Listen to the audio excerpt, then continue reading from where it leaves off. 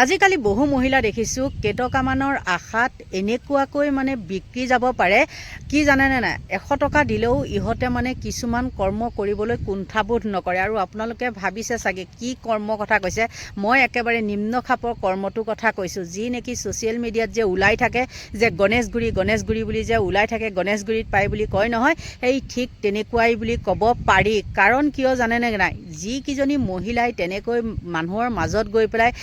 কাপোৰ ক'ত আছে সেইবিলাক কোনো ঠিকনা নাই, তেনেকুৱাকৈ গৈ পেলাই মুখ্যমন্ত্ৰীক ধৰি চুমা খায়, সেইকেইজনীক কৈছোঁ। আজি মুখ্যমন্ত্ৰীয়ে 9,000 টকা বা মাহে 1250 টকা দিলে বুলিয়ে তেওঁলোকে কি কৰিছে, তেনেকৈ চুমা খাবলৈ গৈছে। তাৰ বাদে বাৰু বেলেগক খাবনে? কেতিয়াও নাখায়। নিজৰ মতাটোকে আজিলৈকে তেনেকৈ চাগে খাই পাইছেনে? কেতিয়াও পোৱা নাই। কাৰণ এইবিলাক হ'ল টকালোভী, মানে কি বুলি ক'ব, টকালোভী মাইকী। আৰু টকাৰ কাৰণে আজিকালি এনেকুৱাই মানে নিজৰ দেহা উলংগ কৰি দিছে, সঁচাকৈ বহুত লাজ লাগে। আৰু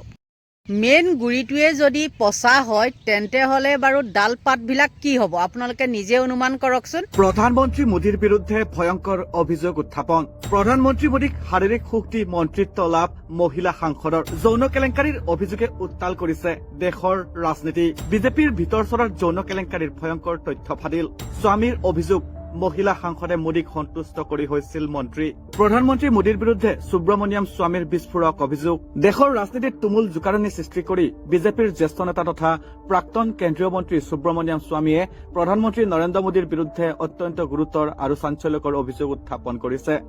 শেহতীয়া এক পডকাষ্টত স্বামীয়ে মুকলিকৈ দাবী কৰিছে যে প্ৰধানমন্ত্ৰী মোদীৰ সৈতে শাৰীৰিক সম্পৰ্ক স্থাপন কৰাৰ বিনিময়ত কেইবাগৰাকীও মহিলাই সাংসদ হোৱাৰ লগতে আনকি কেন্দ্ৰীয় মন্ত্ৰিত্বও লাভ কৰিছিল। স্বামীৰ এই মন্তব্যই এতিয়া দেশৰ ৰাজনীতিত ধুমুহাৰ সৃষ্টি কৰিছে। তেওঁ অতি স্পষ্টকৈ কয় যে এনে 3-4গৰাকী মহিলাৰ নাম তেওঁ জানে, যিয়ে কেৱল মোদীক সন্তুষ্ট কৰাৰ বাবেই সাংসদ আৰু মন্ত্ৰিত্বৰ দৰে উচ্চ পদবী লাভ কৰিবলৈ সক্ষম হৈছে। স্বামীয়ে এই সমগ্ৰ প্ৰক্ৰিয়াটোক যৌন শোষণ আৰু ক্ষমতাৰ অপব্যৱহাৰৰ এক ঘৃণনীয় উদাহৰণ হিচাপে অভিহিত কৰিছে। এই জ্বলাজুইত ঘিউ ঢালি হিন্দুত্ববাদী চিন্তাবিদ তথা শিক্ষাবিদ মধু পূৰ্ণিমা কিশোৰে স্বামীৰ এই দাবীসমূহক সমৰ্থন কৰি মোদীৰ বিৰুদ্ধে আন কেতবোৰ বিস্ফোৰক তথ্য ৰাজহুৱা কৰিছে। সামাজিক মাধ্যম এক্সত তেওঁ উল্লেখ কৰিছে যে নৰেন্দ্ৰ মোদী গুজৰাটৰ মুখ্যমন্ত্ৰী হৈ থকাৰ সময়ৰ পৰাই তেওঁৰ মহিলাৰ সৈতে থকা এনেধৰণৰ অবৈধ সম্পৰ্কৰ কথা RSS আৰু বিজেপিৰ ভিতৰ চৰাত সঘনে চৰ্চিত হৈ আহিছিল। কিছুমানে আনকি ইমানলৈকে দাবী কৰিছে যে মোদীৰ এই চাৰিত্ৰিক দিশসমূহৰ বিষয়ে জানিব পাৰি তেওঁৰ ইমানেই মৰ্মাহত হৈছিল যে 2014 চনত তেওঁ গভীৰ মানসিক অৱসাদত ভুগিবলগীয়া হৈছিল। তেওঁৰ মতে সংঘৰ জ্যেষ্ঠ নেতাসকলেও মোদীৰ এই ব্যক্তিগত জীৱনৰ কথাবোৰ জানিও গুৰুত্ব নিদি এক প্ৰকাৰে প্ৰশ্ৰয়হে দি আহিছে। সুব্ৰমণিয়াম স্বামী এই প্ৰসংগত কুখ্যাত জেফ্ৰী এপষ্টাইনৰ ফাইলৰ সৈতেও ভাৰতীয় সংযোগৰ ইংগিত দিছে। এপষ্টাইনৰ ফাইলত কেইবাজনো প্ৰভাৱশালী ভাৰতীয়ৰ নাম থকাৰ কথা উল্লেখ কৰি স্বামীয়ে কয় যে ভাৰতৰ পৰা যিসকল লোক এপষ্টাইনৰ সেই কুখ্যাত কাৰ্যকলাপত জড়িত আছিল তেওঁলোকৰ তালিকা যথেষ্ট দীঘলীয়া। কিন্তু তেওঁৰ মতে এতিয়া সকলোতকৈ ডাঙৰ ব্যক্তিজনক ধৰাটোৱেই প্ৰধান লক্ষ্য হোৱা উচিত। স্বামীয়ে প্ৰধানমন্ত্ৰীক বিগ মেন বুলি সম্বোধন কৰি এই সমগ্ৰ চক্ৰটোৰ মূল খনিকৰ বুলি আঙুলিয়াই দিছে। এই বিতৰ্কই এতিয়া বিজেপিৰ অনুশাসন আৰু প্ৰধানমন্ত্ৰীৰ স্বচ্ছ ভাৱমূৰ্তিৰ ওপৰত এক ডাঙৰ প্ৰশ্নচিহ্ন থিয় কৰাইছে। ইফালে এই ভয়ংকৰ অভিযোগসমূহ ৰাজহুৱা হোৱাৰ পিছতে ছচিয়েল মিডিয়াত তীব্ৰ প্ৰতিক্ৰিয়াৰ সৃষ্টি হৈছে। একাংশ লোকে ইয়াক প্ৰধানমন্ত্ৰীৰ বিৰুদ্ধে চলোৱা এক পৰিকল্পিত চৰিত্ৰ হনন বুলি অভিহিত কৰিলেও আন একাংশই দাবী কৰিছে যে যিহেতু বিজেপিৰ ভিতৰৰ মানুহেই এইবোৰ কথা কৈছে, গতিকে ইয়াৰ এক উচ্চস্তৰীয় তদন্ত হোৱা উচিত। মধু কিশোৰৰ দৰে ব্যক্তিয়ে মোদীৰ গুজৰাট মডেলৰ ওপৰত কিতাপ লিখাৰ পিছত এতিয়া তেওঁৰ বিৰুদ্ধে ইমান কঠোৰ অৱস্থান লোৱা কাৰ্যই বিষয়টোক অধিক ৰহস্যজনক কৰি তুলিছে। ক্ষমতাৰ ৰাজনীতিত যৌনতাক এক আহিলা হিচাপে ব্যৱহাৰ কৰাৰ এই অভিযোগে বৰ্তমানৰ কেন্দ্ৰীয় চৰকাৰক নৈতিকভাৱে যথেষ্ট বিমূৰত পেলাইছে।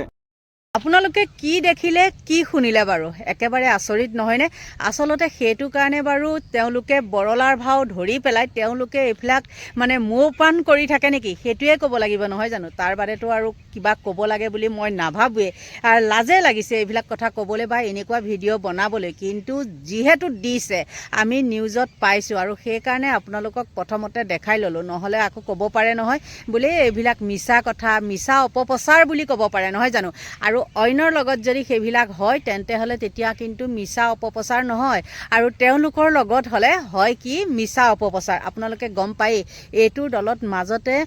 কেনেকুৱা হেৰি হৈছিলে ৰাস্তা দি গৈ থাকোঁতেও তেওঁলোকে ইয়াতে হওক বা বাহিৰতে হওক মুঠতে বিজেপি কৰ্মীটো আৰু তেওঁলোকে কি কৰে মানে ৰাস্তাত গৈ থাকোঁতেও তেওঁলোকে গাড়ীৰ পৰা নামি কৰি সেইবিলাক 2 নম্বৰী কাম কৰা আপোনালোকে নিজে দেখিছে আৰু কেইজনমানৰ টিকট হেৰি হৈছে যে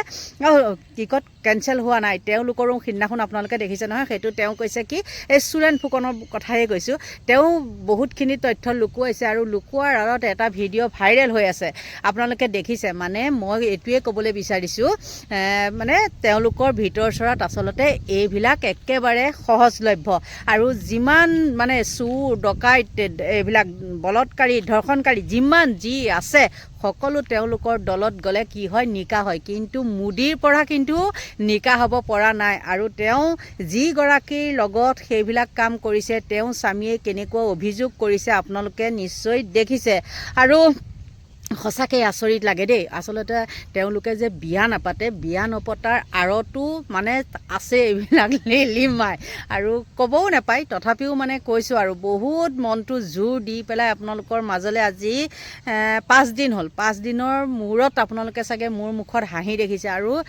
উপায় নাই একদম ঘৰৰ ভিতৰত কিমান থাকিব এই মুকলি ঠাইখিনিলৈ ওলাই আহি পেলাই আপোনালোকৰ ওচৰলৈ মই ভিডিঅ'টো প্ৰেৰণ কৰিছোঁ আৰু দেখিছে নহয় একদম পূৰা বৰষুণ হৈ আছিলে আমাৰ ইয়াত বৰষুণৰ পিছত মই যিহেতু ভিডিঅ'টো বনাইছোঁ আৰু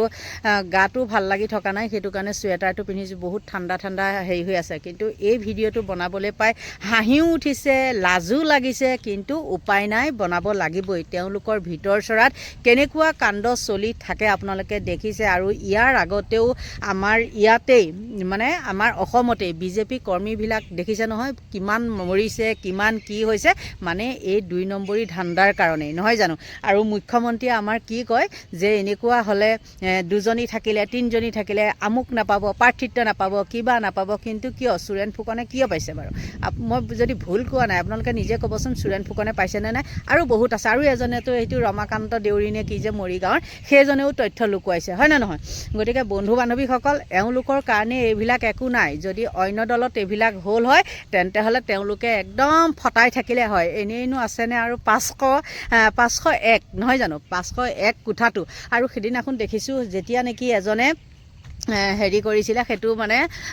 উদঙাই দিছিলে জয়ন্তত আছে উদঙাই দিছিলে তেতিয়া কি কৰিছে এনেকুৱা ফকতীয়া কিছুমান সাংবাদিক আছে তেওঁলোকে আচলতে তেওঁলোকৰ পক্ষে ভিডিঅ' বনাবলৈ গৈছে আৰু কৈছে কি আমিতো গৈ একো নাপালোঁ কিন্তু চাওকচোন তেওঁলোকৰ সেই 501 কোঠাটোত অকল যে সেইবিলাকেই চলে সেইটোৱে নহয় তেওঁ কিন্তু আৰু মুখ মেলিম বুলি কৈছে হয়তো আপোনালোকে 2 এদিনতে দেখিব তেওঁলোকৰ আৰু কি কাণ্ড তাত চলি থাকে আৰু সেই যেতিয়া সাংবাদিক গ'ল সাংবাদিক যোৱাৰ পিছত এজনহে মানুহ তাত বহি থকা দেখাইছিলে কোনোবা দত্ত এজন আপোনালোকে দেখিছেই